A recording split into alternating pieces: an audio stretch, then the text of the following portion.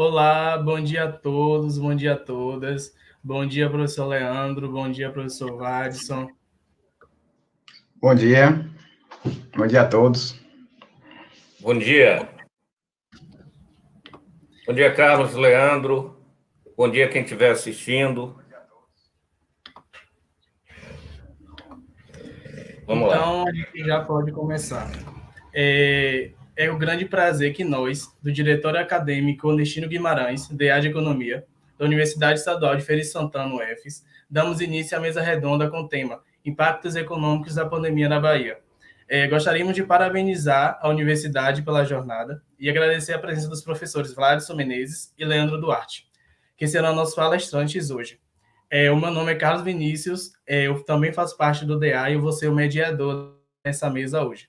O professor Vladson Menezes, ele possui graduação em Ciências Econômicas pela Universidade Federal da Bahia e mestrado em Economia pela Universidade Federal da Bahia. Atualmente é diretor executivo da Federação das Indústrias do Estado da Bahia e professor assistente da Universidade Estadual de Feira de Santana. Tem experiência na área de economia, com ênfase em economia regional, atuando principalmente nos seguintes temas: competitividade, desenvolvimento regional, Bahia, economia regional e economia baiana. Ele, nessa mesa redonda, ele vai abordar quais serão os impactos internacionais e nacional da pandemia, dando ênfase em alguns indicadores, como o Produto Interno Bruto, que é o PIB, e no comércio brasileiro. Assim, ele vai estar tocando nos seguintes temas: perspectivas para o Brasil, suas características estruturais e evolução recente da economia concentrada, alta informalidade, desocupação e pouco desempenho econômico.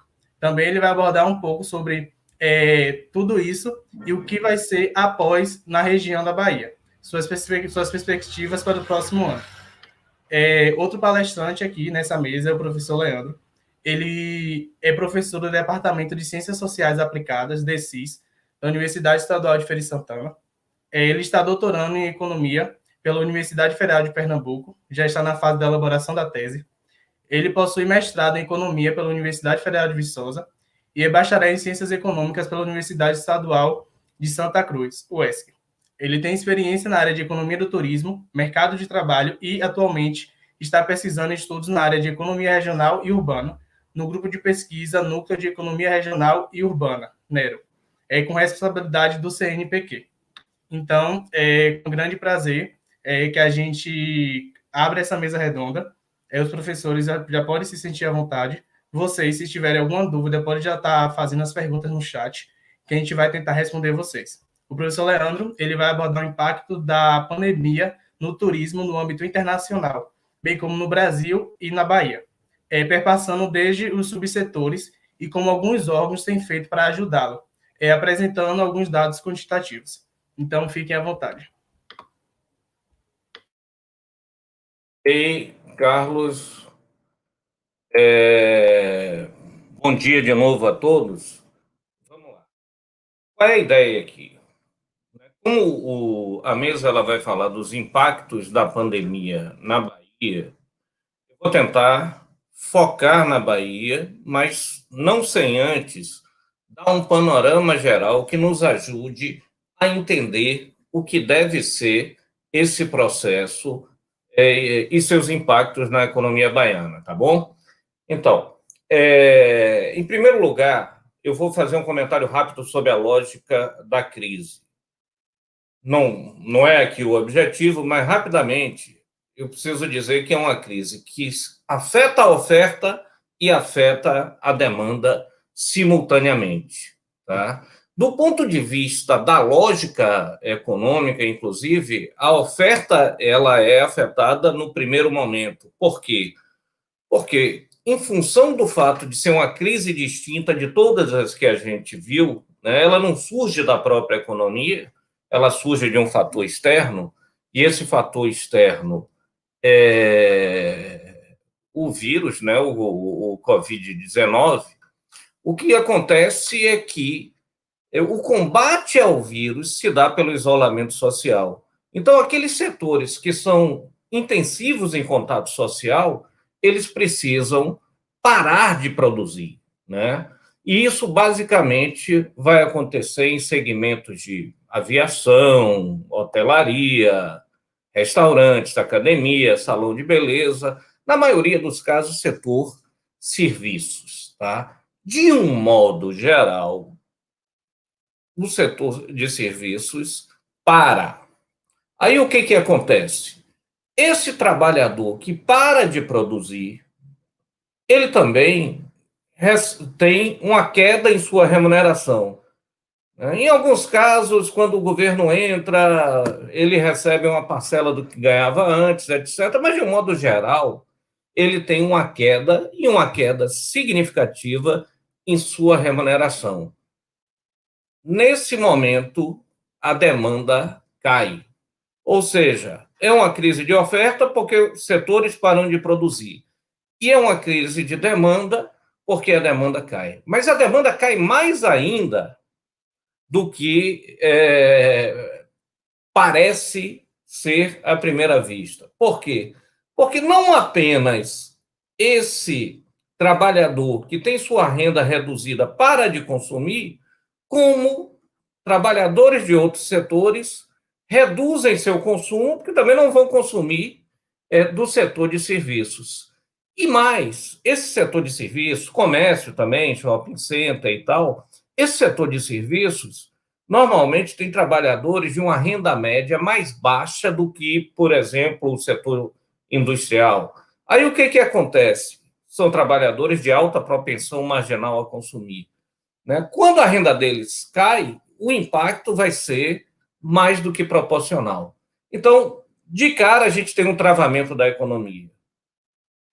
Mais do que isso, tem setores que dependem dos setores de serviços, né?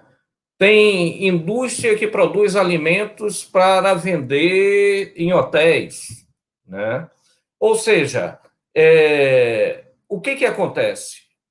Esses outros segmentos perdem a demanda, não só a demanda final, né, mas muitas vezes a demanda ocasionada das relações insumo-produto na economia, tá? Essa complementaridade setorial. Então, eu vou afetando outros setores, né?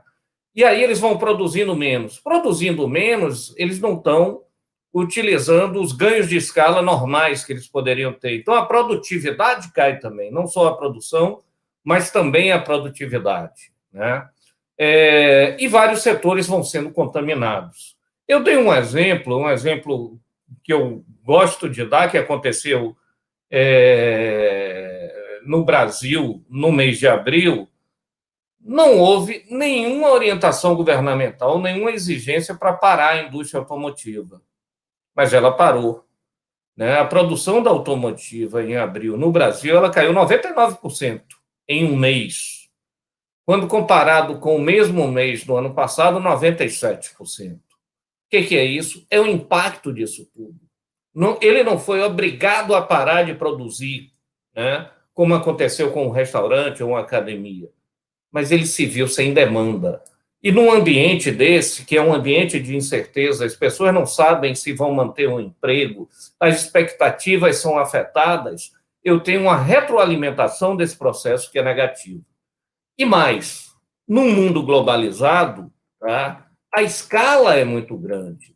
Não é só no Brasil que está acontecendo isso, é no mundo todo, né? E o mundo, apesar de ter reduzido, né, o ímpeto de globalização nos últimos anos, ainda é fortemente globalizado.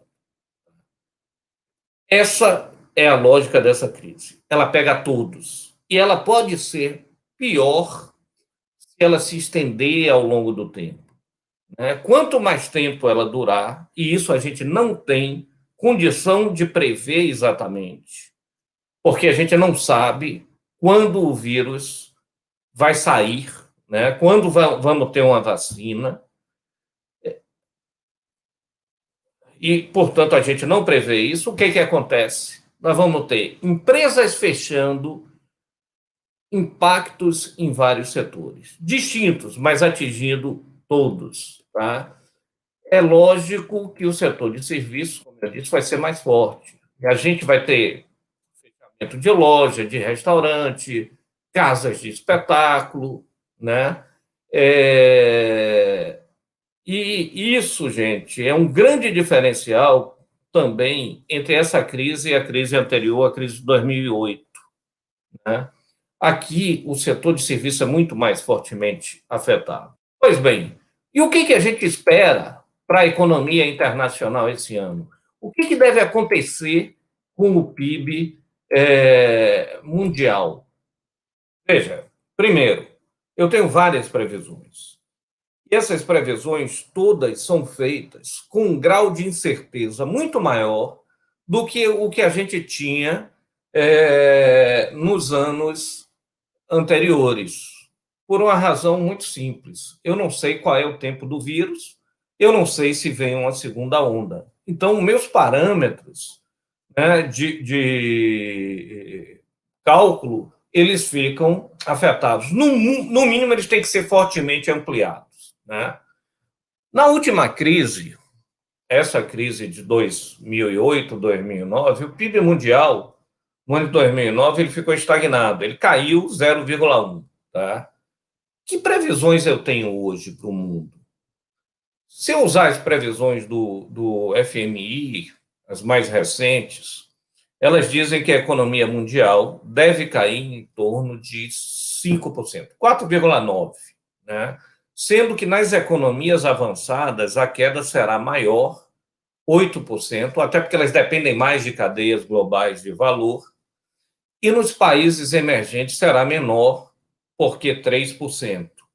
Mas aí, essa queda de 3% média dos países emergentes é afetada pelo fato de que o principal país emergente é a China, tem uma previsão de crescimento, é isso mesmo, tem uma previsão de, no final do ano, crescer 1%.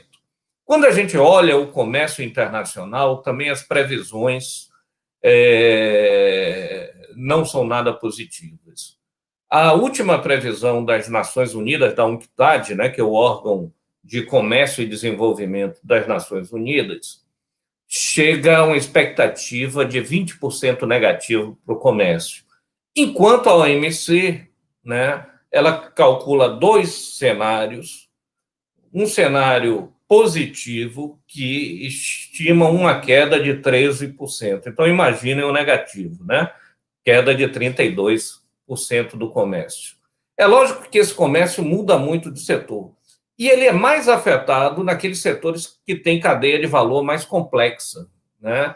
Então, produtos eletrônicos, produtos automotivos, isso vai afetar fortemente a América do Norte, mas também a Ásia, no caso Japão, etc., né? Reparem que o comércio ele já não estava crescendo tanto, né? Na verdade, no ano passado, se eu separar comércio de bens e comércio de serviços, eu tive que o comércio de bens ele ficou estagnado, né? Em termos do valor em dólar das exportações mundiais, houve até uma queda de 3%. Enquanto o comércio de serviços, não. Ele cresceu, mas cresceu 2%. O fato é que o comércio internacional, que vinha crescendo muito mais do que o PIB mundial, até por aí 2008, 2009, depois dessa crise, ele vem acompanhando, de um modo geral, o ritmo o ritmo da economia mundial. Em relação às perspectivas, gente, para o Brasil, só alguns dados. Veja que os cálculos divergem muito, né? Eu tenho desde o Ministério da Economia, que calcula uma queda de 4,7%, até o FMI, que calcula para o Brasil uma queda de 9%. Né? Aí eu tenho o Focus do Banco Central, que está em 6,55% a queda, as próprias estimativas da área técnica do Banco Central, que calcula em torno de 6,4%. Tá? Mas qualquer que seja essa queda, e isso é importante dizer, qualquer número, vamos supor que o Ministério da Economia está certo, e a queda não é tão grande assim, mas qualquer que seja ela, é a maior queda da economia brasileira desde o início do século passado, né? Desde que se calcula PIB ou alguma estimativa de crescimento econômico no Brasil. Então, em 120 anos, é a maior queda. Tá? E essa queda ela vem num momento em que o desempenho recente da economia brasileira não tem sido bom, né? Se vocês lembrarem, em 2014, eu tive uma economia estagnada. Nos anos de 2015 e 2016, que foi o ano do impeachment, forte queda. 17, 18 e 19, a economia cresceu de uma maneira preguiçosa, digamos assim. Cresceu 1,3% em 17, 1,3% em 18, 1,1% em 19. Tem gente que dizia que estávamos retomando. Mas, na verdade, o retomar era muito limitado, né? Porque as expectativas antes dessa história da pandemia eram de cerca de 2,2, 2,1, alguns já revendo para baixo em termos de crescimento. Então, não víamos bem, né? Não víamos bem. E, não vindo bem, quando vem a pandemia, ela afeta de maneira forte o conjunto dos setores, com exceção do agronegócio, que tem uma forte safra esse ano, uma expectativa de crescimento da safra brasileira de 11%, e como boa parte disso é para exportação, né? E a China já está retomando, o agronegócio ele está indo bem, né? Mas os outros segmentos voltados para dentro estão tendo forte dificuldade. E essa dificuldade vai ser maior ou menor a depender do efeito das medidas que estão sendo tomadas para atacar a crise. Eu tenho basicamente três frontes aí, né? Primeiro fronte, o auxílio emergencial. Aqueles R$ 600, né, que estão chegando a mais de 50 milhões de brasileiros, né, e que mostraram somente uma coisa: o cadastro, né, de pessoas em situação de pobreza e na informalidade no Brasil, ele era muito fraco, né? Porque o Bolsa Família chegava bem menos que isso, porque os outros programas sociais desconheciam esse número imenso que veio a aparecer. Pois bem, eu estou atingindo aí, se forem 60 milhões de habitantes, quase 30% da população brasileira. Tá? Isso é uma medida interessante? Mas qual é o problema dessa medida? Ela vai acabar, né? Isso está segurando um pouco da demanda. E depois disso?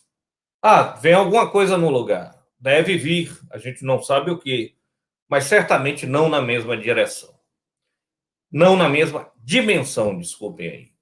O segundo fronte é o benefício emergencial, que é diferente do auxílio, porque o benefício é para aqueles trabalhadores que têm suspensão de contrato de trabalho e redução da carga horária na medida provisória 936, que paga uma parcela do salário, né, para aqueles que ganham até R$ 3.800, inclusive, se a redução do salário for de 25%, esses 25% são bancados pelo governo.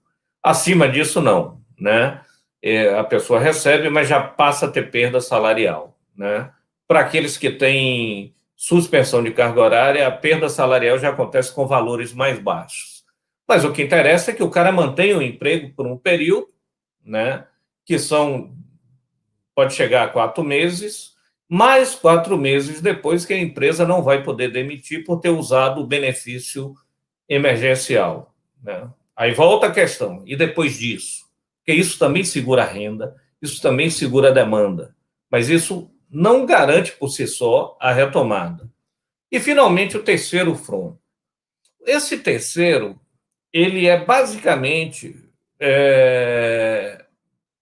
focado no capital de giro das empresas. Ou seja, qual é o objetivo aqui? Que as empresas não tenham que parar de produzir.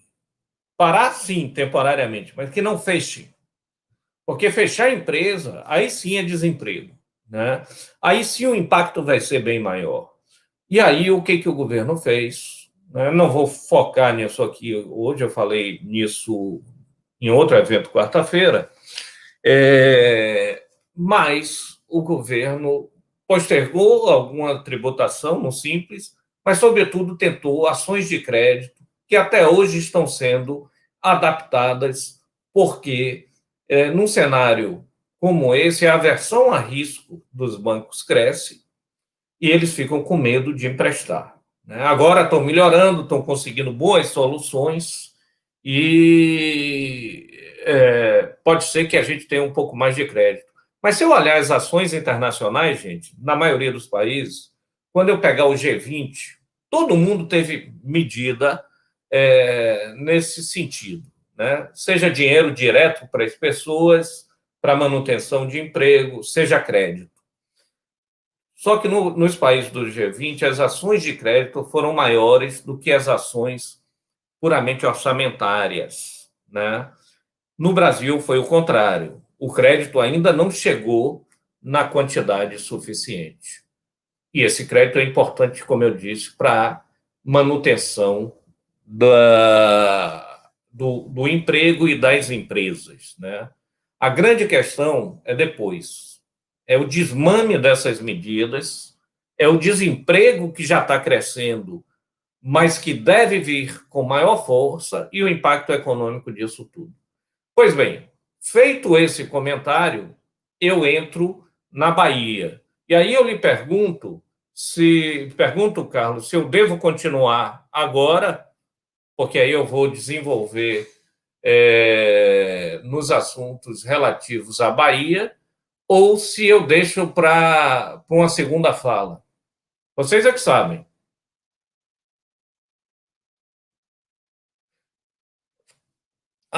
Ele está dizendo aqui que sugere entrar na parte do turismo, depois eu volto para fazer os comentários focados na Bahia. Então vamos passar a palavra para o próprio Carlos agora, né? Ou para Leandro?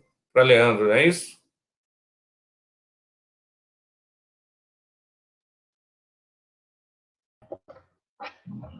Pronto, todos me ouvindo, né?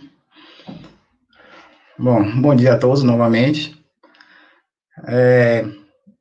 Na continuação, né, dessa visão e dessa análise que Vadson começou, eu pretendo falar aqui o impacto dessa pandemia no turismo, não só na Bahia, mas como nosso mediador aí falou no início, fazer uma análise geral do turismo internacional, depois focar um pouco em Brasil e, por fim, Bahia, né? Talvez eu deixe para falar da Bahia também numa segunda parte, né?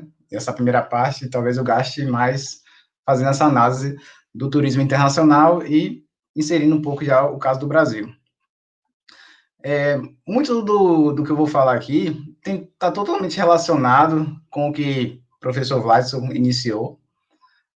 O impacto da pandemia atinge não só o setor de turismo, mas todas as atividades econômicas, seja no setor de serviços, setor de construção.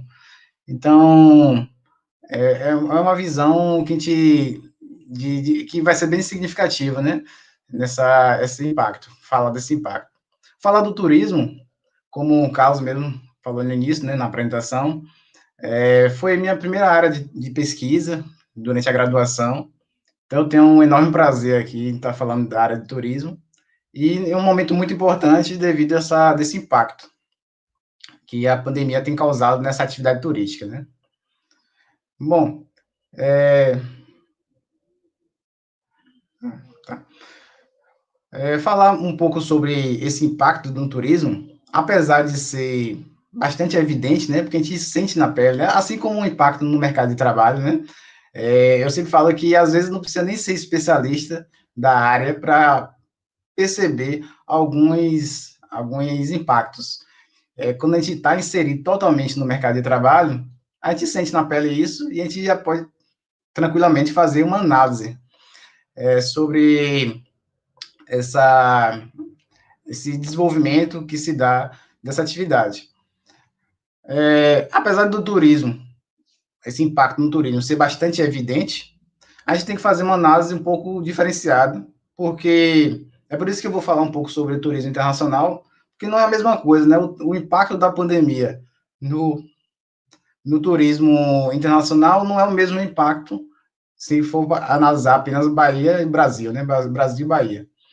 Então, assim, o impacto, ele é a nível escalar, entre diferentes países, regiões e local também, que a gente for analisar, e também em diferentes segmentos, né? A gente tem que analisar aqui para diferentes aspectos. Então, escalar em termos de regiões, diferentes regiões, e diferentes aspectos, porque a gente tem que analisar o impacto da pandemia em diferentes características da atividade turística, em diferentes fluxos turísticos, e também em diferentes segmentos, assim como outros aspectos, né? Alguns órgãos, por exemplo, a Organização Mundial do Turismo, já tem feito alguns estudos, fazendo um levantamento em relação a esse impacto todo, né, que essa pandemia tem causado no setor turístico, e são bem alarmantes esses impactos, né, e preocupantes, visto que, por exemplo, em relação à receita, no turismo, analisando o turismo mundial, o turismo internacional, a Organização Mundial do Turismo estima que a perda, né, na receita vai girar em torno de 20 a 30% nesse ano de 2020, e assim como o fluxo turístico, né, está totalmente influenciando a questão da receita, né, deva cair em torno de 22%, né. Isso foram estimativas, é claro que isso pode aumentar até o final do ano, mas já são algumas pesquisas e alguns levantamentos feitos em relação ao turismo internacional. Como eu falei, né, esses impactos, eles devem ser diferentes quando a gente analisa para países. Por exemplo, o que vai mais ser influenciado, né, quais são os países que vão sofrer bastante com esse impacto, são os países que têm uma taxa de dependência maior da atividade turística, né? E aí, a própria Organização Mundial do Turismo, assim como outras secretarias, já tem feito alguns estudos, e aí a gente pode, se a gente for pegar os países da Europa, que são países desenvolvidos, como Alemanha, se a gente pegar Estados Unidos, né, Brasil, já em nível de desenvolvimento, né, a gente vai ver uma discrepância em relação ao quanto a receita gerada pelo turismo representa no produto interno bruto do país, mas todos esses impactos são significativos, né? Por exemplo, se a gente pegar a Espanha, Espanha, que tem a atividade turística bastante forte, né? A receita, ela gira em torno representa, né, em torno de 13% no PIB da Espanha, Portugal também, 12%, França, 11%. Se a gente for pegar Brasil e Estados Unidos, ele tem um percentual mais baixo, Estados Unidos 2,6%, e Brasil 3,7%, né? Isso tá dados de 2019, né? Um levantamento. Mas esse padrão está seguindo, né? Tem uma tendência desse padrão, né, ocorrer já em anos anteriores também. Então a gente vê que são países, se a gente for pensar no caso de Brasil e Estados Unidos, né, 2,6% e 3,7%, a gente pode pensar que até um percentual baixo, mas é um percentual muito significativo e muito importante quando a gente analisa o produto interno bruto do país. Agora, os países que têm uma taxa de dependência da atividade turística, né, ou então os locais que têm uma taxa de dependência maior em relação ao turismo, eles vão sofrer mais, consequentemente. Vai sofrer em relação a maior desemprego, a informalidade deve estar crescendo também, por conta do desemprego das pessoas com carteira assinada, né? Menores receitas, menores salários. Então, essa consequência, nesse impacto, tende a ser maior em países que têm uma taxa de dependência maior. Então, assim, se a gente for pegar os países ou locais, né, como a Comunidade de Bahamas, a República das Maldivas, Aruba, no Caribe, então são locais que apresentam um percentual maior, né, da receita na participação do PIB, em torno de 32%, 25%, né, comparando aos países que eu citei, né, como Espanha, Portugal, Brasil, Estados Unidos. Então, esses países, consequentemente, eles vão sentir mais. É por isso que essa análise inicial é importante para a gente falar do turismo internacional, porque vai afetar todos, mas em diferentes proporções. Então, essa visão escalar, né, eu vou também fazer uma diferenciação em torno do Brasil. A gente sabe que as regiões também diferem bastante. Algumas regiões dependem mais da atividade turística do que outras. Então, deva estar sofrendo, consequentemente, um impacto maior. E, como eu falei também, né, esse impacto ele tem que ser diferente em diferentes aspectos. Por exemplo, se a gente for pegar os subsetores, os principais subsetores da atividade turística, que é o transporte, hospedagem, agências de viagem, serviços de alimentação e lazer, né? Todos esses subsetores, assim como demais, foram afetados, só que alguns mais do que outros. Alguns desses aí tiveram perdas até de 100% em relação à receita, né? Mas por que eu falo que é importante analisar isso?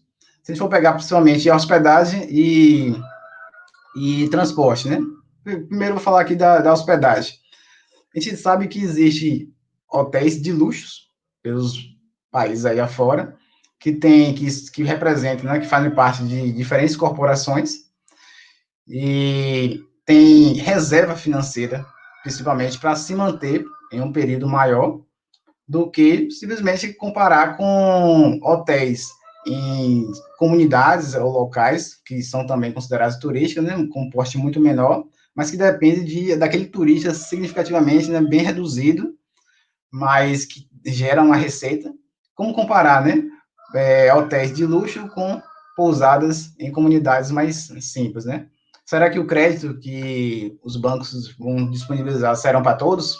Isso é uma análise que deve ser feita e é uma das medidas que o Ministério do Turismo já vem adotando, né? Mas eu vou deixar para falar um pouco disso mais adiante, quando eu inserir mais o caso da Bahia. Se a gente for pegar os transportes agora, é outro também impacto totalmente diferente.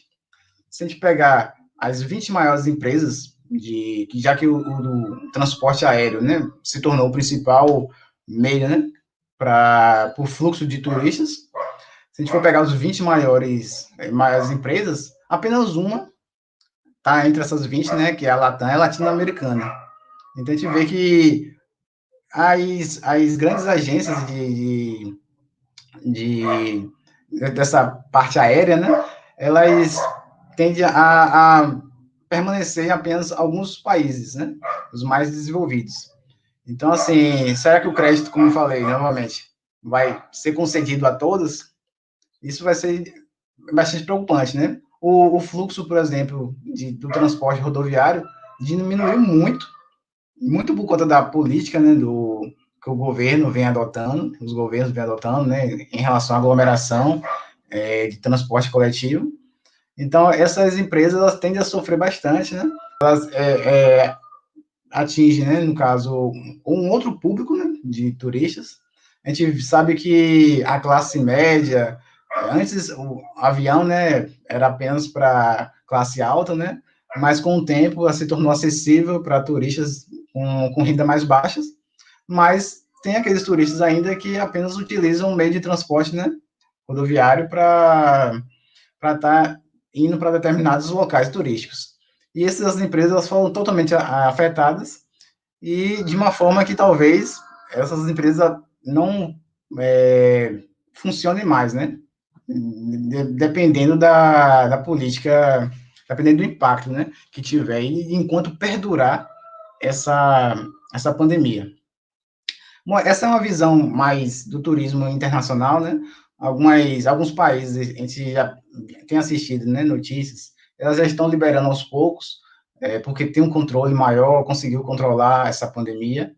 Eu vi o caso da Espanha, por exemplo, né, que já está liberando algumas áreas de lazer turístico, né? A Grécia, entre outros, sendo que essa liberação, né, essa flexibilização em relação ao isolamento, ela vai ser gradual, né, lenta, vai liberar apenas para o turismo doméstico mesmo, né? E aí, aos poucos, vai abrir para países vizinhos e a gente acredita que deva voltar à normalidade, né, há algum tempo.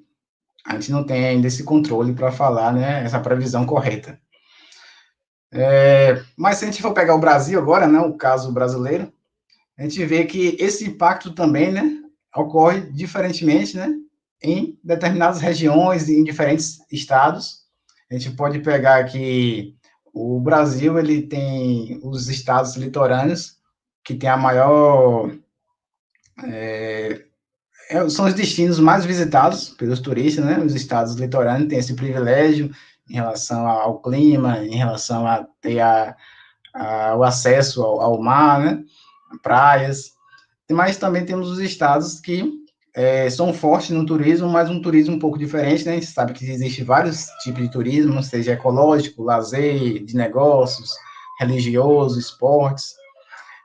Temos aí, podem citar um tipo de turismo forte, que é o religioso, assim, mais em estados que não são litorâneos, como Minas Gerais, né? E assim como Goiás também e outros. Então, assim, tem um estudo que eu já vi há algum tempo, né? Que é de Sakovsky, um trecho de discussão que está publicado no IPEA, sobre mensuração do emprego, no setor do emprego, no setor turístico, né? A nível nacional, regional e local. E ali, a autora ela faz uma diferenciação em relação a alguns estados e a taxa de dependência em relação ao setor turístico. E aí um levantamento, assim,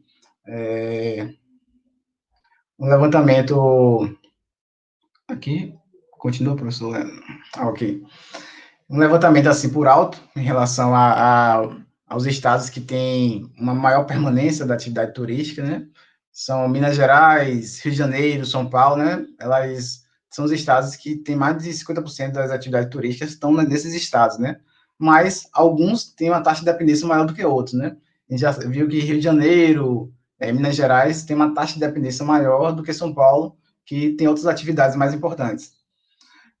Mas se a gente for pegar o Nordeste, né, Alagoas, Bahia, principalmente, ela depende muito da atividade turística. E em alguns municípios é a principal atividade, né, econômica da região. Então, assim, e agora, se a gente for pegar, isso aí é uma diferenciação entre estados, né, e regiões. Mas se a gente for pegar os municípios, mesmo os 5.570 municípios, né, no Brasil, a gente vai ver que muitos ali, a maioria, elas não dependem do turismo como a principal atividade econômica para sobreviver o município, né? Então, esses municípios, consequentemente, não estão sofrendo muito, né? Estão sofrendo em outras atividades. Isso é importante fazer essa análise diferenciada, né? Agora, se a gente pegar alguns casos, como Rio Quente, Goiás, Jericoacoara, né? No Ceará, Porto de Galinhas, né? Fernando de Noronha. Então, são locais que têm uma atividade turística forte ali. Elas dependem mais de 70%, 60%, 70% taxa de dependência econômica do turismo. Então, só estou de olho aqui no tempo aqui para eu não perder o controle. Mas, então, essa é importante, né? Essas regiões, elas vão depender muito, porque tem a informalidade muito forte nessa região, né? E isso é preocupante, né? Porque a gente não tem uma política que proteja, né? A gente sabe que existe um programa do Bolsa Família, que que atende, né, as pessoas de baixa renda, né? Temos aí também esse auxílio emergencial, outros benefícios, mas não existe uma política ali voltada apenas para a informalidade, por exemplo, que é uma coisa que tem crescido bastante. Por um lado, os trabalhadores informais, eles ficaram desocupados por conta dessa política de isolamento social, mas, por outro lado, elas aumentaram bastante por conta do desemprego alto das pessoas com carteira assinada, né? A gente vê que o desemprego aí é alarmante, mais de 50% pela primeira vez, né, da população que está apta para trabalhar, na população economicamente ativa, ela está empregada, menos de 50% está empregada, né, essa é a primeira vez que acontece no Brasil, e outros postos de trabalho também têm sendo aniquilados constantemente, né, e atinge para diferentes faixas de renda, para diferentes faixas de escolaridade, né, tem atingido muitos dos jovens, principalmente, 14 a 17 anos, 20 a 24 anos,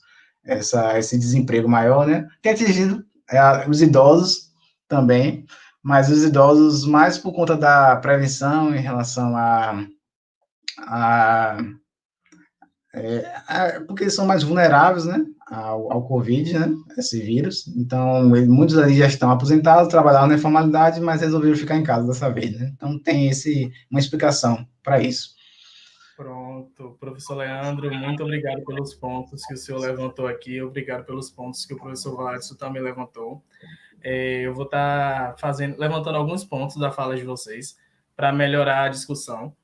Só para reforçar, caso vocês tenham alguma pergunta, podem falar no chat, que a gente vai estar respondendo todas no final. Agora, minha pergunta é especificamente para o professor Vladson.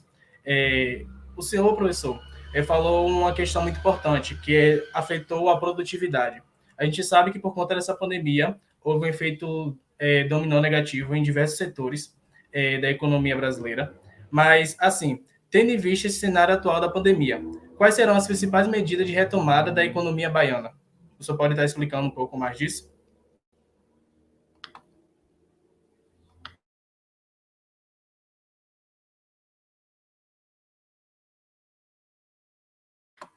O microfone do senhor está desligado, professor. Pronto. Como eu estava começando a dizer, as medidas de retomada da economia baiana são as medidas nacionais. Na verdade, no plano estadual e municipal, o espaço para tomar medidas que colaborem com a retomada é mínima. O máximo que se pode fazer é alguma postergação de imposto, etc., o que ajuda, mas assim, a retomada da economia baiana vai depender de uma retomada macroeconômica do conjunto da economia brasileira. Eu vou até aproveitar agora e falar um pouco sobre a Bahia para a gente entender nossas limitações nesse processo todo, né? Então, só alguns dados. Nós somos a sexta economia do país, tá? Junto com Santa Catarina, tem ano que a gente é sétimo, tem ano que somos sextos, mas o último dado do IBGE, o último dado formal, fechado, né, porque 2018 do IBGE só vai fechar ao final de 2020, então o dado é 2017. Ali éramos a sexta economia do Brasil, 4% do PIB brasileiro e mais ou menos 28% do PIB do Nordeste. Veja, já fomos aí 37% do PIB do Nordeste e já tivemos, há 30 anos atrás, mais de 5% do PIB brasileiro. Ao longo do tempo, a Bahia perdeu espaço, mas isso é uma questão que a gente vai explicitar um pouco melhor depois.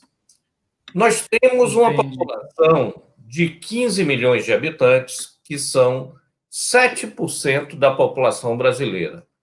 Então, vejam bem, 7%, 7,1% da população brasileira é responsável por 4% do PIB. Mas vamos andar um pouco mais.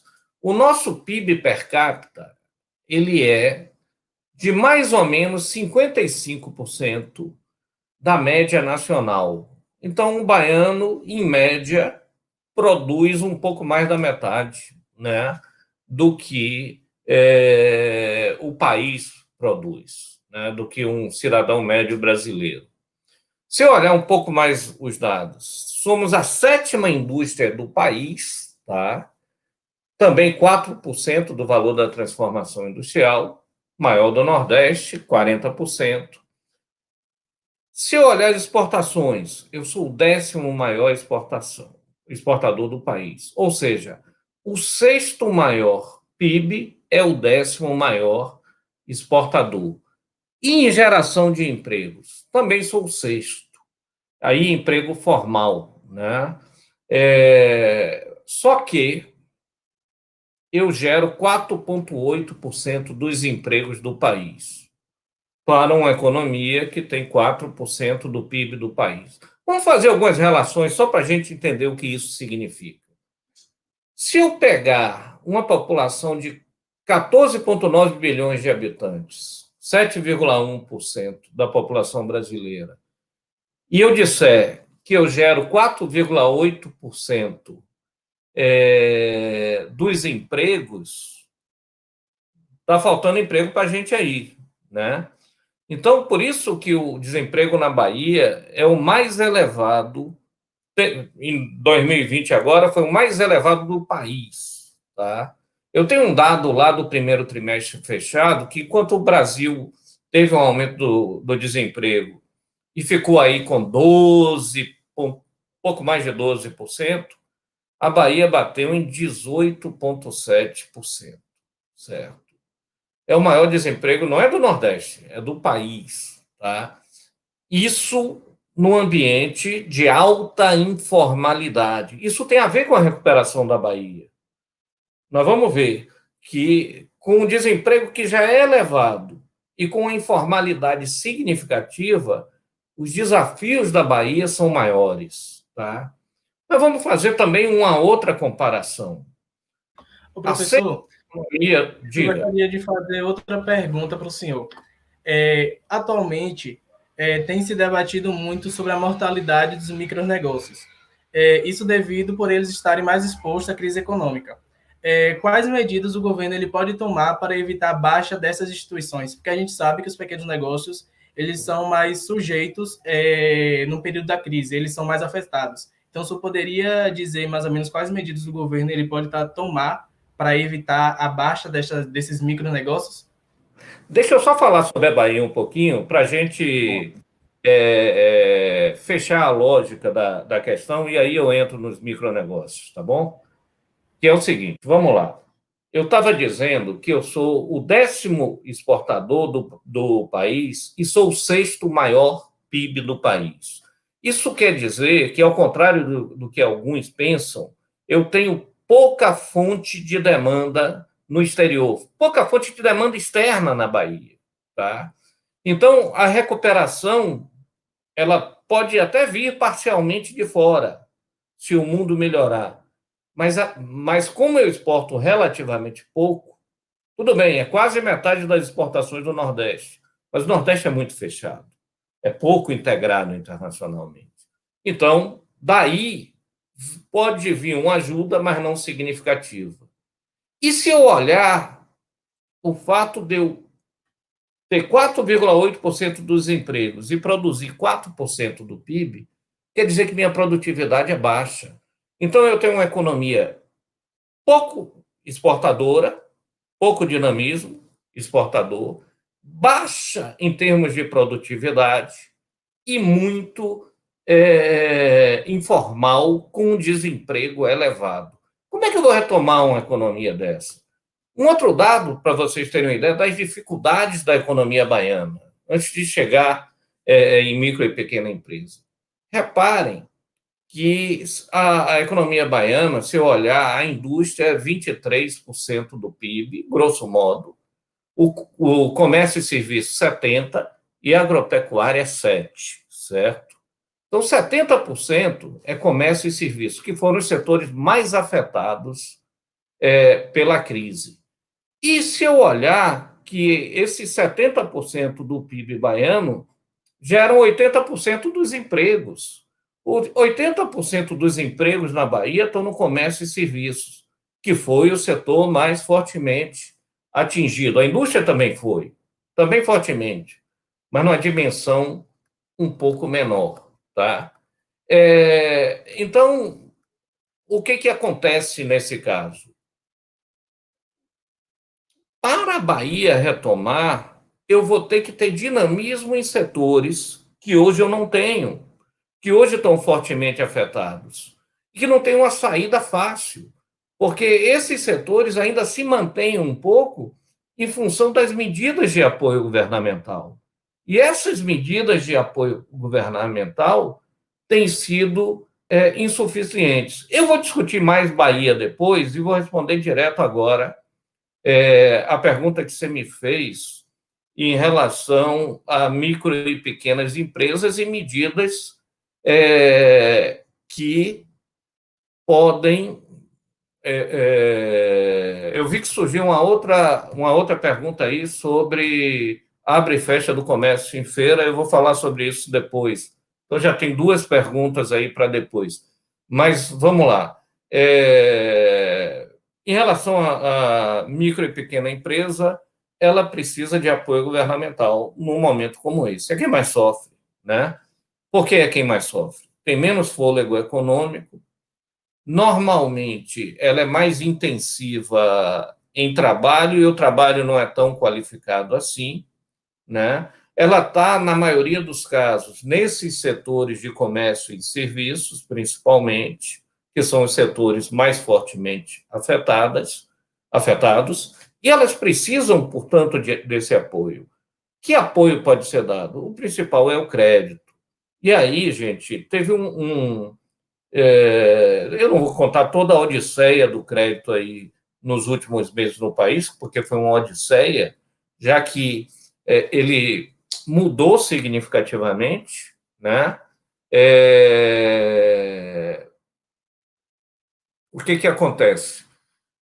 Eu comecei com dificuldade desse crédito chegar, né? Várias medidas foram tomadas, primeiro pelo Banco Central, depois pelo governo federal, no Ministério da Economia, criando ou linhas de crédito e, no final, criando fundos de aval. O último para microempresa que foi relevante foi o Pronamp. O Pronamp ele fez uma coisa que, na verdade, a gente falava disso desde o início. Enquanto não fizer isso, o crédito não chega lá. É garantir 100% do crédito. O governo federal criou um fundo de aval, né? Já tinha, na verdade, o FGO, que é operado pelo Banco do Brasil, mas botou lá 16 bilhões para esse FGO e disse o seguinte: para micro e pequena empresa, eu garanto o crédito. Se ela não pagar, eu pago. É isso que ele está dizendo. Tá? Só assim os bancos começaram a emprestar. Tá? Garante 100% limitado a 80% da carteira do banco, né? Para o banco também não ser irresponsável e emprestar quem ele tem certeza que não vai pagar. Mas aí o que acontece? Em uma semana, esses 16 bilhões, que são 80% da carteira do crédito, então deram mais ou menos 19 bilhões em crédito foram liberados pelos bancos. Ou seja, todo.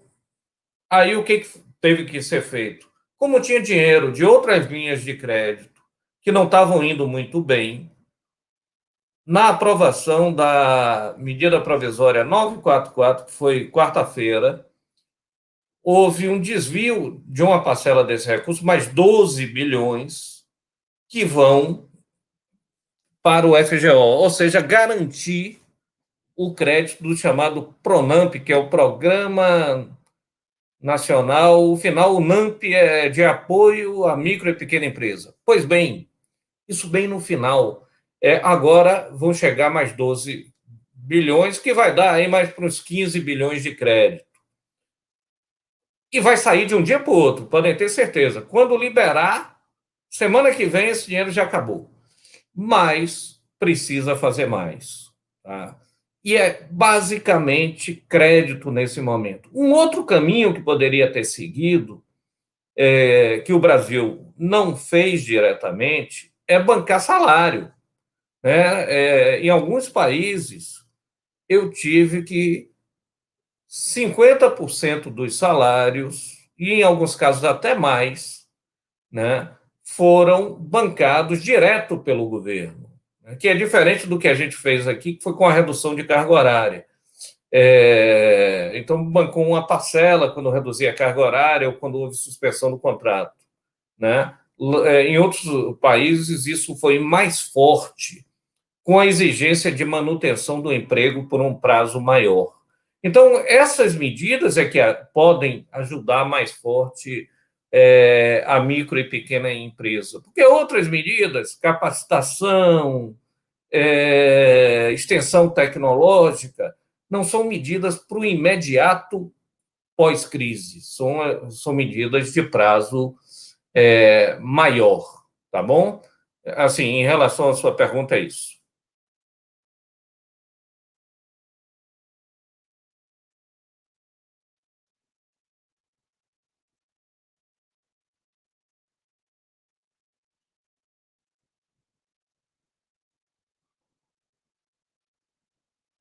Sandro, ele abordou muito a questão de fluxo turístico.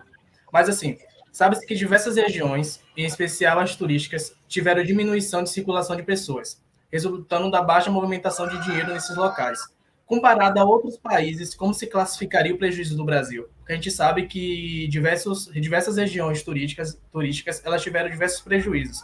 Mas, assim, em comparação ao Brasil, entre outros países, como se classificaria? Só pode estar falando um pouco mais sobre isso?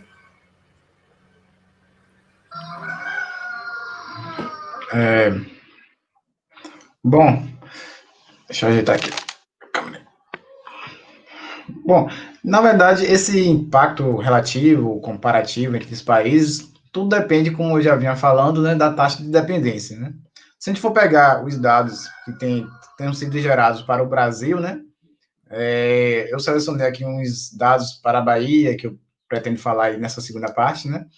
Mas em termos de Brasil, o Ministério do Turismo, justamente com algumas secretarias e ramos da atividade turística, tem feito alguns levantamentos, principalmente no segmento de hotéis, na Associação de Indústria de Hotéis, e faz, na parte de hotéis para a Bahia, por exemplo, né, que são dados que a gente tem mais interesse aqui, a gente está analisando, há perdas mensais de mais de 1,5 bilhão, né, bilhões de reais em relação às perdas em receita em cada mês que perdurar essa crise. Então, é um impacto muito grande só em hospedagem, né? Se a gente for pegar todas as atividades, principalmente do fluxo turístico, isso influencia muito mais, né? Em nível de Brasil, é uma perda que já passou dos 60 bilhões até então. E, assim, como um comparativo entre países, fica difícil a gente estimar mas exatamente qual a perda, né? Mas como eu já vinha falando, né? Os países que têm uma taxa maior de dependência da atividade turística, elas tendem a sofrer mais, né? Então, principalmente ali os países que eu citei no início, como Espanha, Portugal, ao mesmo tempo que elas têm um percentual alto da receita, né? Que tem uma receita alta para a atividade econômica, com esse impacto, elas também sentiram mais do que um país como o Brasil, que tem um percentual de 13,7% de representatividade no PIB, né? E a gente viu também, a gente citou alguns locais no turismo internacional que tem mais de 30%, né, de dependência. Então, essas atividades, esses locais tendem a sentir mais do que outros. O Brasil, ele ele é uma referência muito boa em relação a, quando a gente faz um ranking entre os países do turismo, é uma referência muito boa, mas em relação a recursos turísticos, né?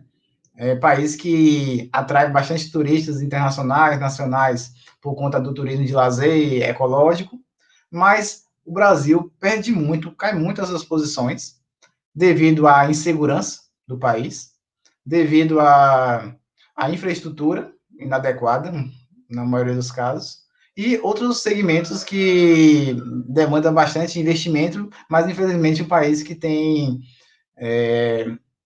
talvez interesse, né, ou então falta de receita, de reserva, né, para estar investindo nessas atividades, que peca por isso. Então, assim, o Brasil teria muito a ganhar se investisse melhor, então de forma mais adequada em alguns pontos, enfim, né, talvez teria uma perda também menor se fosse um país que tivesse uma política mais adequada para o combate à pandemia, né? A credibilidade do país pós-pandemia vai ser essencial para uma recuperação mais rápida do setor. Por exemplo, a gente já vê um caso aí de países da Europa, como Portugal, né, que tem, né, muitos casos de contaminação, de mortes, mas a política adotada lá já está sendo bem vista pelos turistas.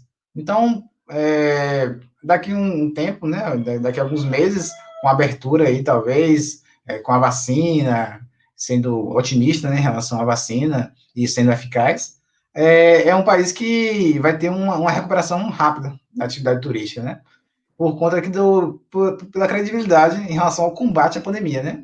O Brasil, por mais que demonstre em alguns estados a curva já caindo em relação à contaminação, em relação à mortalidade, mas o Brasil está muito longe, comparado a países desenvolvidos a ter uma credibilidade maior para o turista internacional, né? O Brasil não está sendo bem visto, a verdade é essa. Então, talvez alguns estados ali tenham uma recuperação mais rápida do que outros, principalmente em relação ao combate à pandemia, né? Mas, no geral, né, a gente sabe que o Brasil, ela está pecando por isso, né? Então, assim, a perda é alta e pode continuar, né, a recuperação, que poderia ser daqui a 6 meses, daqui a um ano, pode ser daqui a 3 anos, se for comparado com outros países mais desenvolvidos, que têm um combate mais eficaz da pandemia, né? Então, assim, a perda vai ser muito significativa. O Brasil já é o 22º no ranking por aí em relação à atividade turística, mas pode estar caindo. E alguns segmentos, como eu falei, né, em relação à infraestrutura, em relação à segurança, ele cai lá para mais de 70 colocações. Então, assim, depende muito, né, de como o Brasil vai contornar essa situação para a questão da recuperação, né, e da perda da receita turística. Professor, focando agora mais no estado da Bahia, em média, quanto tempo o estado ele pode se recuperar? Ou seja, em quanto tempo a gente pode aqui receber turista? Em média, sim. Bom, a Bahia, como eu já vinha falando, né, depende, como eu fiz essa comparação entre países, né, a Bahia vai depender muito também da sua posição em relação ao combate do Covid, né. Se a gente for pegar algumas medidas que o Ministério do Turismo, que é a nível nacional, mas se a gente for pegar algumas secretarias, a Secretaria de Turismo da Bahia, assim como o Observatório do Turismo, a Diretoria de Planejamento Turístico, né, tem feito alguns levantamentos, tem tomado algumas medidas, por exemplo, né, a questão da hospedagem, né, e das agências de viagens, que tiveram cancelamentos em relação às diárias, em relação aos pacotes de viagens, muito no mês de março, né, foi uma queda grande, e no mês de abril, como na verdade iniciou em fevereiro, né, e aí o caos tomou conta aí em março, né, e aí preocupado com tudo isso, o Ministério do Turismo, com outros ramos de atividades, e a Secretaria de Turismo da Bahia, eles fizeram uma campanha, né, para que o turista não cancelasse, mas sim remarcasse esse pacote, essa diária para algum outro momento, né, podendo estender aí para um período mais longo. Então, assim, algumas medidas estão sendo tomadas para combater, né, o Ministério do Turismo também tem tomado uma medida provisória em relação à manutenção dos empregos, mais de 1 milhão de empregos aí pode ser mantidos por conta dessa política, dessa medida provisória, né, que fez parte do Ministério da Economia, e assim como também uma facilitação em relação ao crédito para os pequenos, micros e médios empresários do setor turístico, né, com base no Fundo Geral de Turismo, né. O Fundo Geral de Turismo é a parte, né, em relação a esses investimentos, é uma política de investimento voltada apenas para o setor turístico.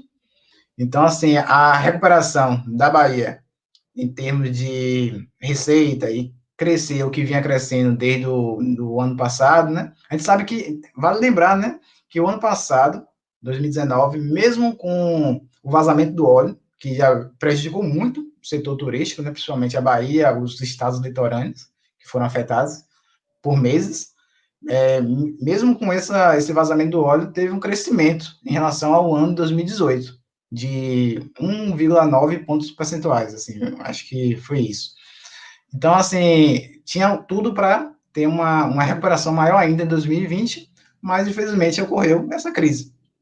Então, assim, o combate em relação à pandemia vai ser muito importante, né, e algumas medidas também que o Ministério do Turismo tem feito para ajudar a recuperação dessas atividades turísticas, né, seja nos subsetores de hospedagem, principalmente, e algumas agências de viagens têm tomado algumas medidas, né, algumas cartilhas de orientação estão sendo realizadas, né, de ver que bares e restaurantes têm tomado algumas já atitudes, né, algumas medidas para prevenção, né, dessa contaminação, né, o que a gente já vem vendo, já vem acompanhando, né? A questão do uso de álcool gel na entrada, quartos bem higienizados, a área de lazer ali ter um distanciamento, né? Então, as empresas que se preocuparem exatamente com isso, tiverem condições, tiverem crédito, elas terão uma recuperação mais rápida, né? A gente pode estimar, em, assim, sendo otimista ali, se a vacina chegar aqui, né, e sendo eficaz, a gente pode pensar no segundo semestre do ano que vem. Isso não é uma estimativa minha, são já estudos que estão sendo realizados, né, em relação ao combate e sendo um otimista em relação à recuperação desse setor turístico da Bahia em relação aos anos anteriores, né. A gente acredita que no segundo semestre do ano que vem, né, tem uma recuperação já nesse setor turístico.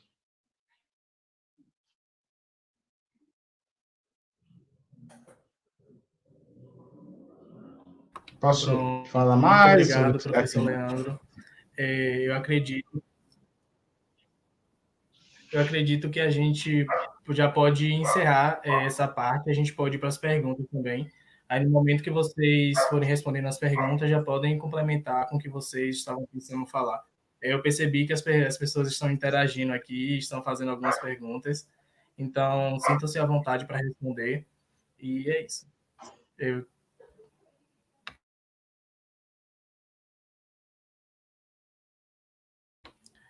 Foi eu a agora? primeira pergunta foi isso, professor Vários. A primeira pergunta foi para o senhor, se o senhor puder responder, por favor. Foi de. Aqui tem a pergunta de Yuri Caetano do Carmo. Professor, como o abre e fecha que acontece no comércio feirense pode afetar a economia municipal e estadual? Ok. De novo, é só para concluir o raciocínio geral em relação à Bahia. Porque eu tenho aqui umas coisas que são as projeções que a gente fez.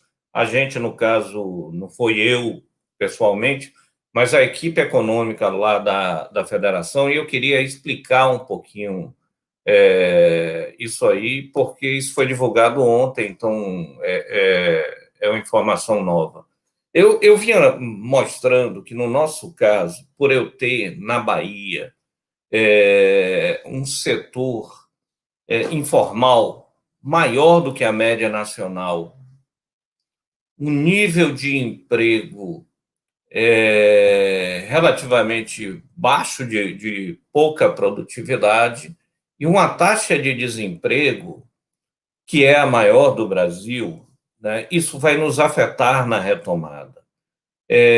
Reparem que, por exemplo, se eu pegar a minha taxa de desemprego do primeiro trimestre de 2017, há 3 anos atrás, quando a gente estava no auge da crise, e a taxa de desemprego hoje, a taxa de desemprego da Bahia é maior do que era em 17. Se eu fizer a mesma comparação para Pernambuco, Ceará e para o Brasil, as taxas de desemprego de Pernambuco, Ceará e do Brasil hoje são menores do que eram no primeiro trimestre de 2017.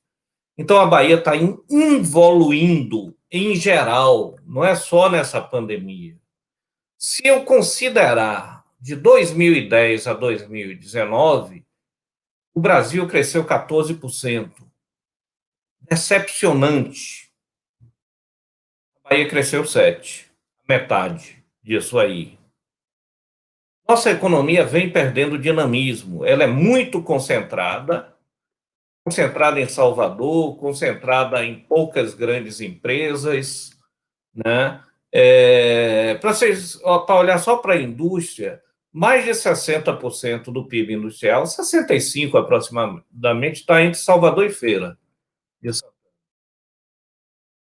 Como essa indústria não é tão exportadora assim, como eu disse para vocês, a nossa economia não é tão exportadora, nós vamos ter dificuldades de saída.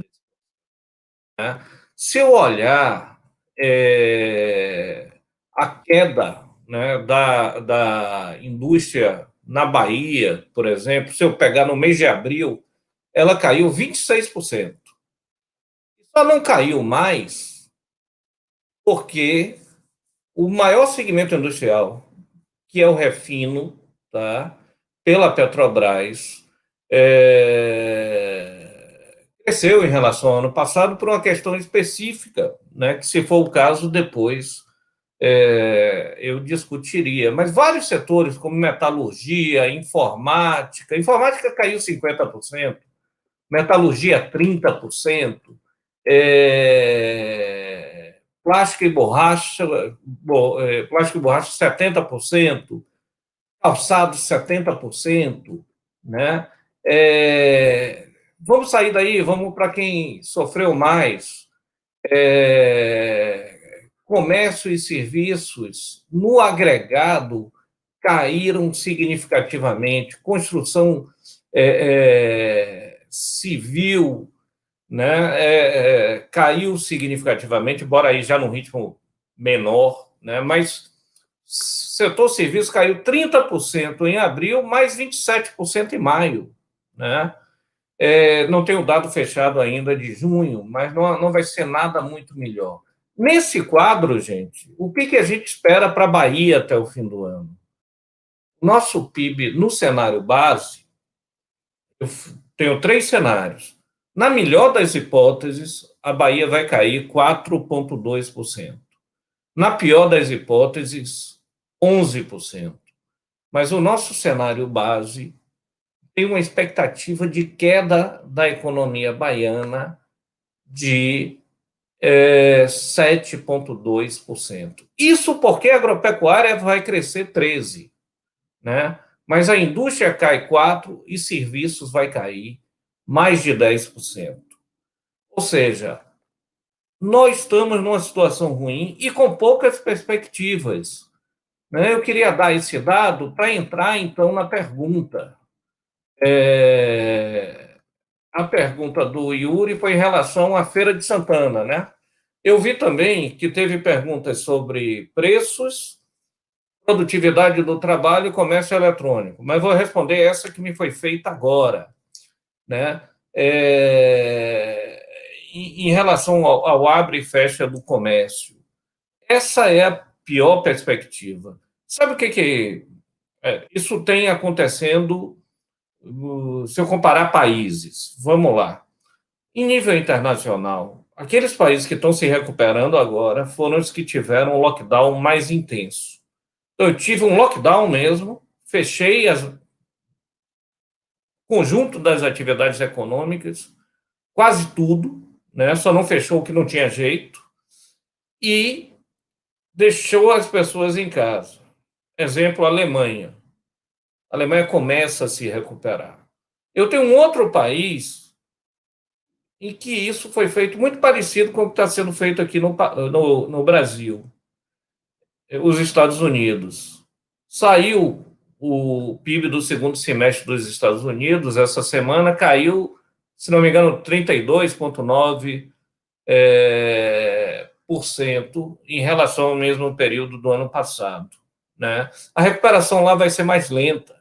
Não é só uma questão de injetar dinheiro na economia, é uma questão que o combate à pandemia fica mais fraco. Então, você abre e aí vê que precisa fechar de novo. É isso que está acontecendo. Quer dizer, essas expectativas são negativas. Por quê? Porque você não pode retomar a atividade de vez. Você retoma a atividade, mas como você não fechou direito, o vírus ainda está circulando em larga escala, ele cresce na mesma hora, aí você tem que travar de novo. Isso torna esse processo mais difícil. Numa cidade, no caso de Feira de Santana, que tem uma informalidade muito elevada. Tá? Então, assim, em relação a essa pergunta, eu acho que essa estratégia não foi a mais adequada. Eu acho até que Salvador e a Bahia tinham que ser um pouco mais duros do que foram, embora reconheça um trabalho de parceria interessante entre a Prefeitura de Salvador e o governo do Estado, mas, assim,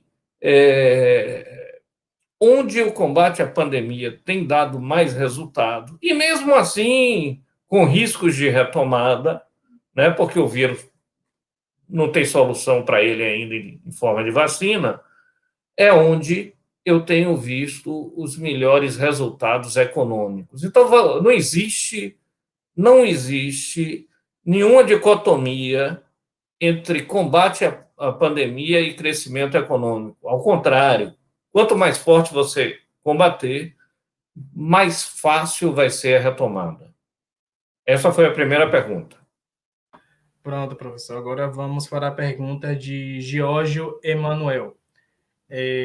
Ele pergunta assim: Bom dia, professor Vladson. Qual a expectativa em relação aos preços após a pandemia?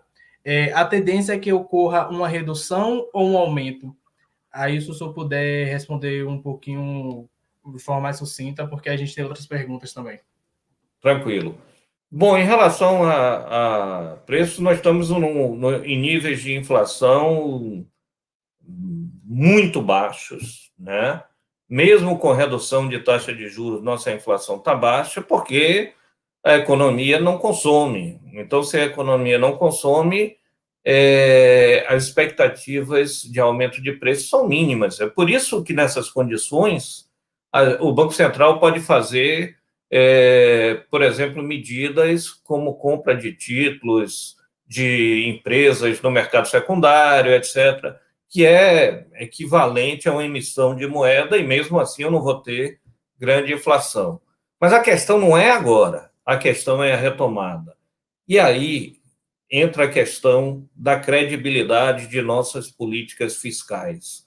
Se o governo esquecer que nós estamos numa situação atípica, né, e quando voltar à normalidade, continuar gastando muito, aumentar déficit público, ele perde credibilidade. E essa perda de credibilidade se dá ou através de uma fuga de capitais ou através de aumento de preços, né?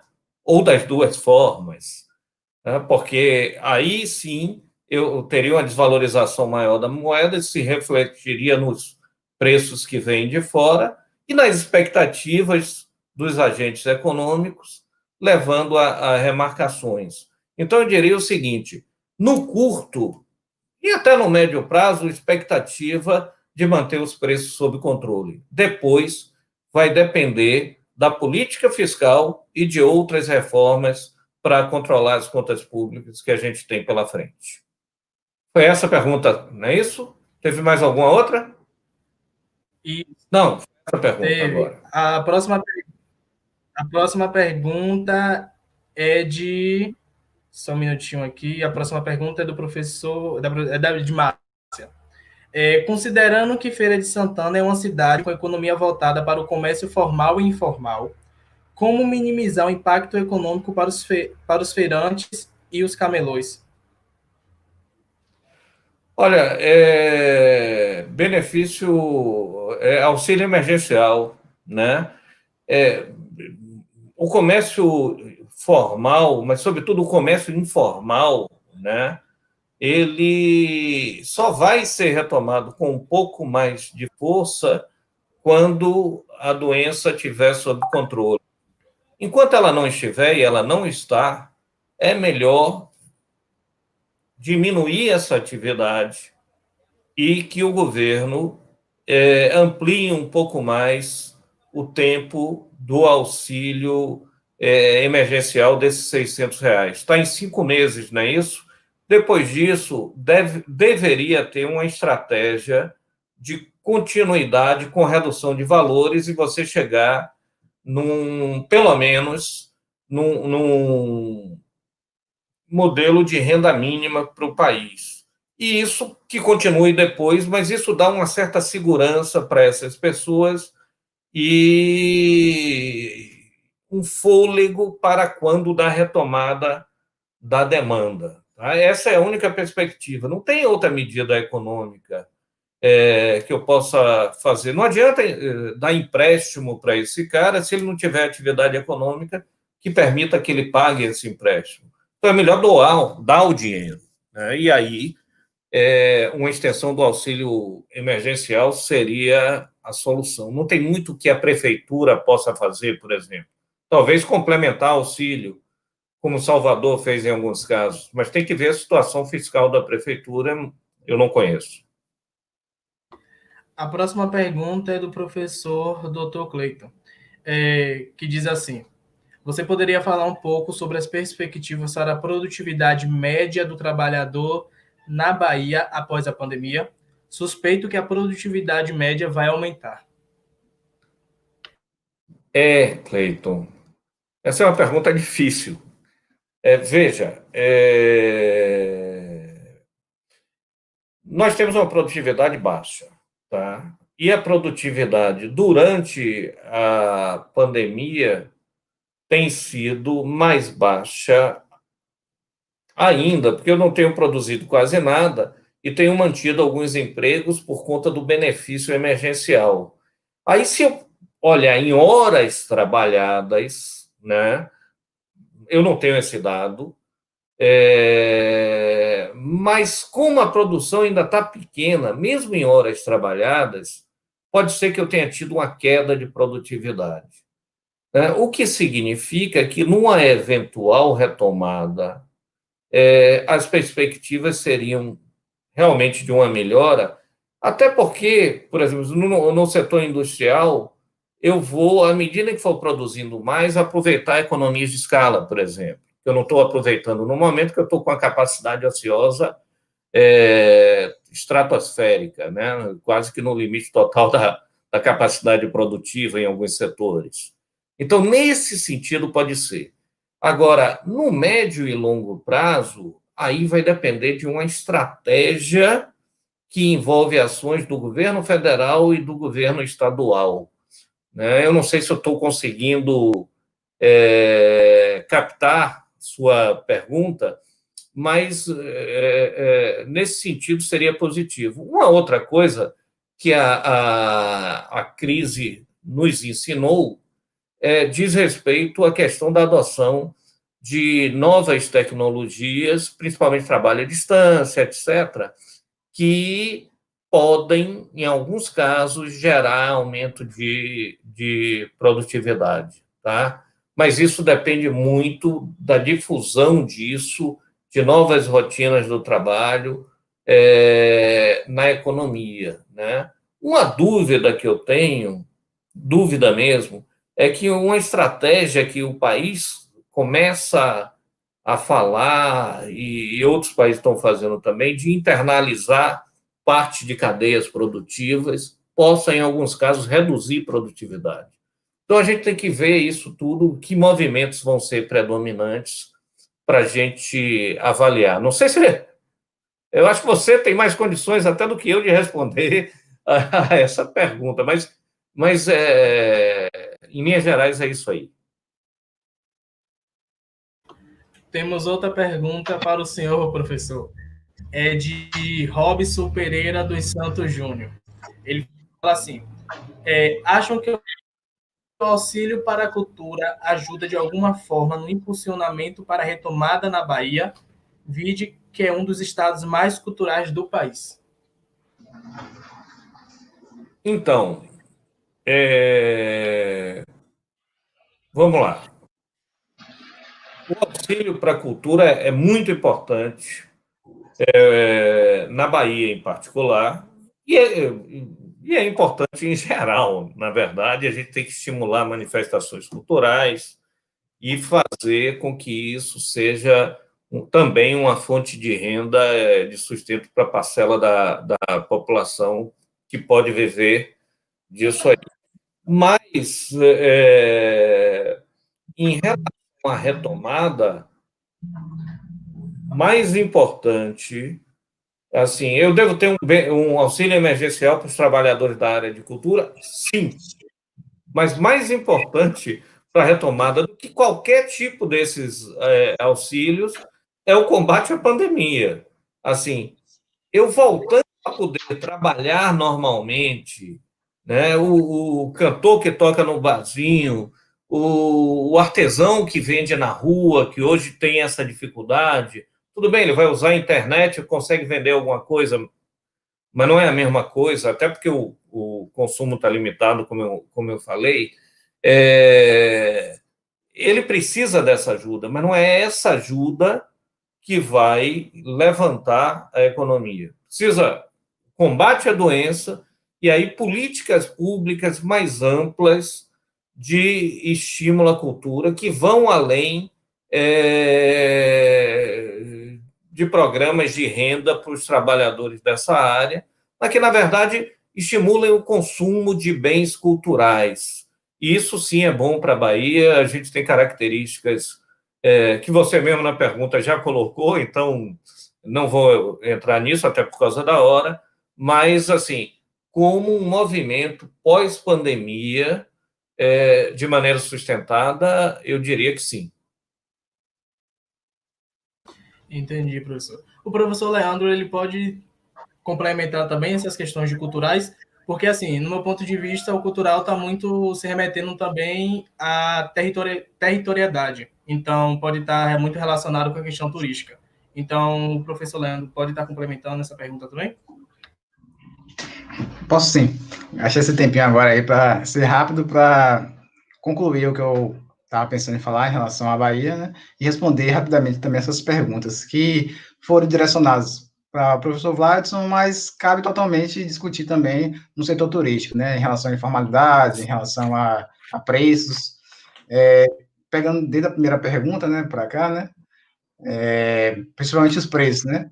Se a gente for analisar, durante a pandemia, né, os preços têm caído, justamente por conta que não tem uma demanda, né?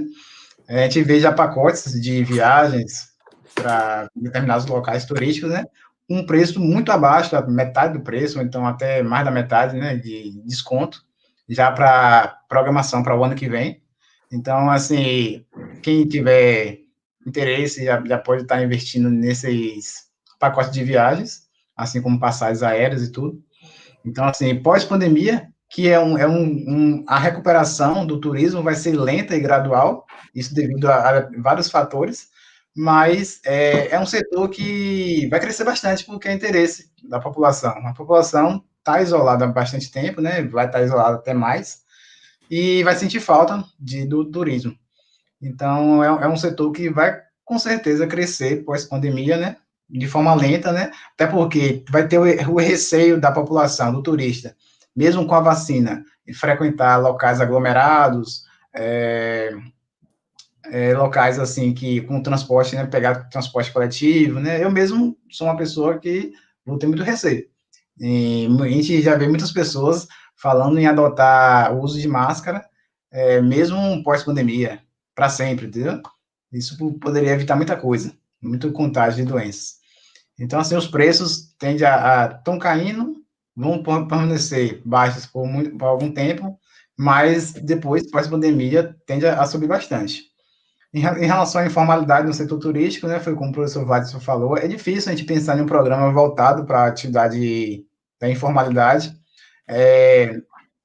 A questão deles, do auxílio, tem ajudado bastante, mas vamos dizer que não é a solução do problema, né? Então, talvez a gente tá usando muito da criatividade do empreendedor, né? Então, se mudasse o ramo, né, da informalidade para uma outra atividade que ele pudesse fazer entregas, ao invés de ter aquele estabelecimento fixo, né? Talvez ele tivesse um complemento de renda maior do que ficar apenas dependente de um auxílio do governo, né? Para a informalidade é bastante complicado ter uma política que possa estar ajudando. Bom, alguns dados que eu fiquei, assim, faltei falar, né, por exemplo, em relação à Bahia, né, acabei falando de modo geral, mas a Bahia, se a gente for pegar todos os pontos turísticos, né, seja no litoral norte, litoral sul, pelas praias que a gente tem, né, foram bastante afetadas, o turismo. Se a gente pegar Morro de São Paulo como exemplo, né, teve uma queda bastante da taxa de ocupação dos hotéis. Salvador como principal destino turístico, o aeroporto teve mais de 90%, né, na redução de turistas. assim como a informalidade com a Baiana de Acarajé, deixou de trabalhar, o guias turísticos, que depende totalmente do turista ali, né, frequentando, para estar ganhando tendo alguma renda, né, foram totalmente afetados, né, são dados aqui que talvez eu possa disponibilizar em outro momento, mas eu não vou falar desses dados agora, são alguns dados pontuais, né, para cada região turística, né. E o turismo cultural, só tentando finalizar, né, essas perguntas, existem alguns estudos já pontuais mostrando que alguns segmentos turísticos tendem a crescer mais rápido do que outros. Por exemplo, o turismo de negócios, ele é um exemplo de turismo que vai crescer mais rápido, né? Assim como o religioso também, né? A gente sabe que o Brasil, né, tem uma cultura, né, tradição em relação à religião, né, diferentes religiões, mas as pessoas, elas têm a necessidade, né, de estar frequentando esses ambientes para faz parte da vida, né, da população turística. Então, esses segmentos tendem a recuperar mais rápido a receita turística nesses setores, né? E o turismo cultural é um segmento que vai crescer lento, isso devido à aglomeração que se tem naquele determinado local, mas eu não diria que uma política específica para a atividade cultural seria necessária, né? Porque as medidas que o governo, algumas secretarias, alguns ramos turísticos têm tomado é para beneficiar todos, seja para turismo cultural, de lazer, ecológico, e também todos os trabalhadores, seja formal ou informal, né? Algumas estratégias estão sendo para beneficiar todos.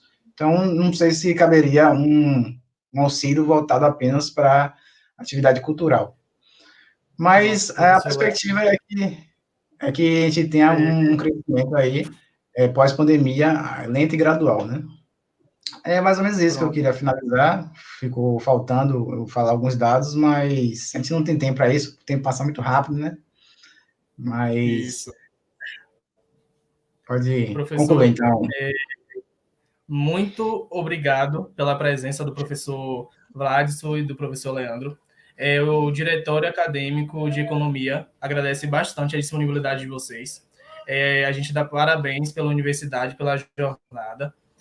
Pedir desculpa porque algumas perguntas não foram respondidas, mas infelizmente a gente já chegou no finalzinho. Só para motivo de informação, o diretório acadêmico vai estar realizando um evento dia 3 de agosto com o nome Um Bate-Papo sobre Intercâmbio versus Covid. Então, todos estão participando, todos estão... vai ocorrer dia 3 de agosto, às 7 horas. O tema é Um Bate-Papo sobre Intercâmbio versus Covid. Obrigado pela presença de todos. Foi muito satisfatório esse momento com vocês. O diretório acadêmico agradece novamente. Então, a gente pode estar marcando outro momento com vocês. Já sintam-se convidados. Então, muito obrigado mesmo. Obrigado. Muito obrigado aí pela participação de todos, pelas perguntas. Tá de parabéns aí a organização do evento. É muito importante essa discussão toda em determinados setores, segmentos e atividades, né? Parabéns à organização. Valeu, gente. Parabéns. Um abraço a todos. Tchau.